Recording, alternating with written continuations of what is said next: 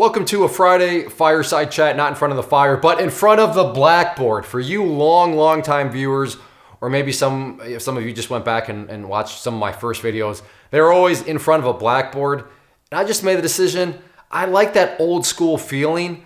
So I brought back the blackboard, and also it makes lighting a lot easier. But I also always did enjoy the old school feeling of it all. So yeah, we got the blackboard here, and I'm gonna use the blackboard. You saw the title of this video, Drop Shipping versus Trading. And I wanna kind of break down kind of the advantages and disadvantages of each.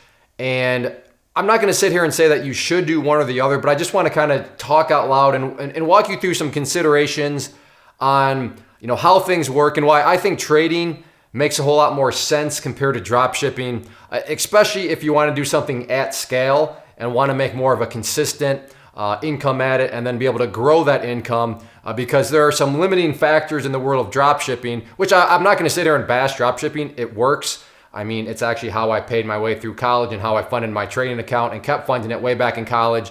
But when I was doing that 10 years ago, it was a very different environment, and drop shipping wasn't nearly as popular as it is now. But the point is, with that is, it does work. So I'm not here to say, no, just do trading because drop shipping doesn't work. No, drop shipping totally works, but it's a matter of how much scale do you want to try to build? How much, how big do you want to try to grow something? And I get it, there's all sorts of stuff out there that drop shipping this, and that, the other.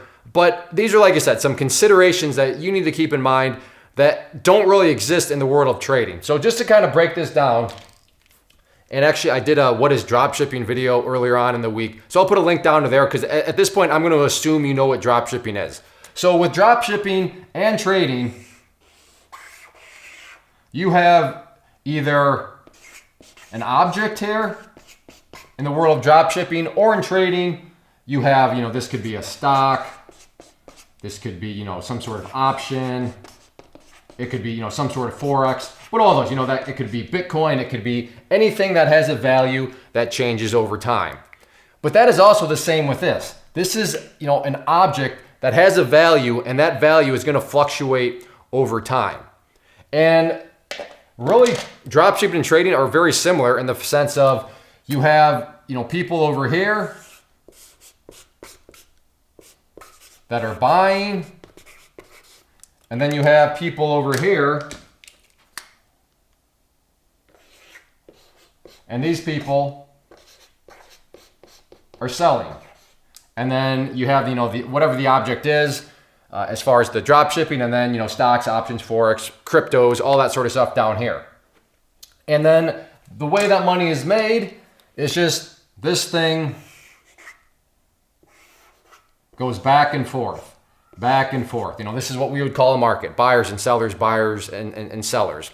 But this is where things really kind of separate themselves from drop shipping and sellers, because in the world of drop shipping, this object here is very, very limited. So let's just take, for example, I don't know, a bicycle, and I'm totally making up. That bicycle, maybe there are like 20 good bicycles out there.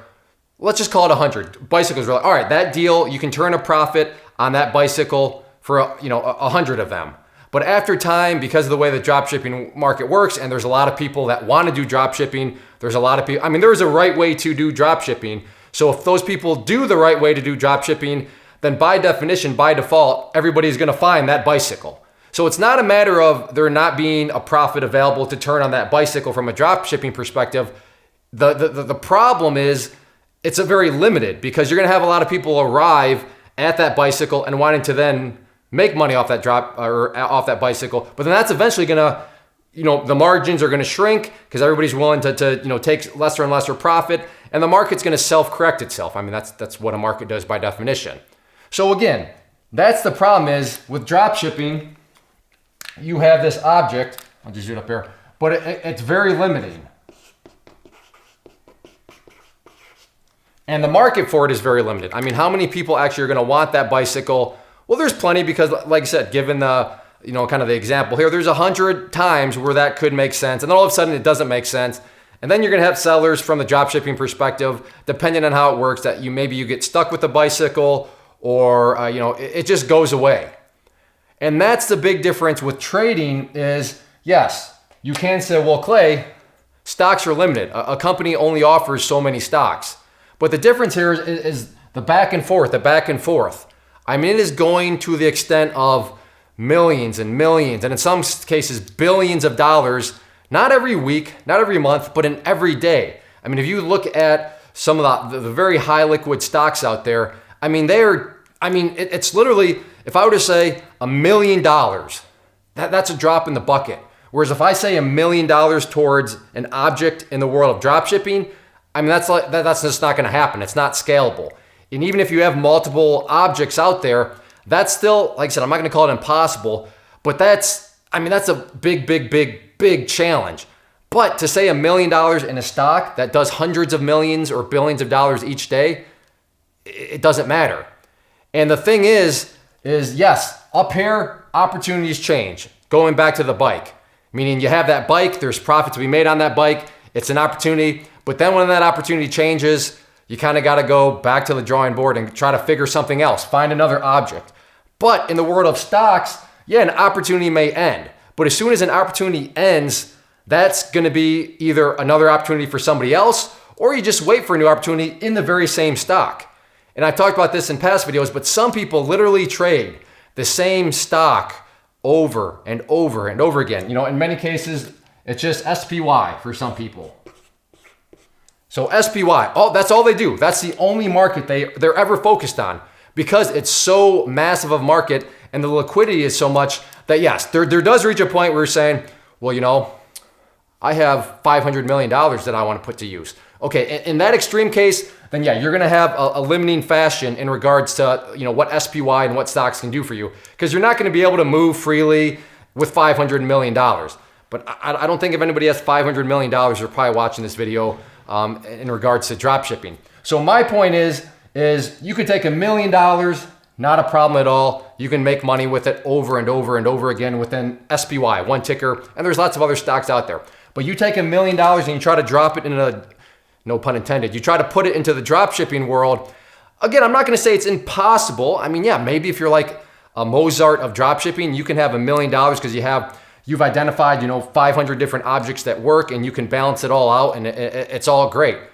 But that's kind of a big stretch, which back here, $1 million in a stock, not a big stretch at all, because that's just how massive the market is for this object, such as stocks, options, and Forex. So that's really what you have to consider, how big the market is and how long the opportunity is actually going to last. With stocks, it's a massive market and the opportunities never go away.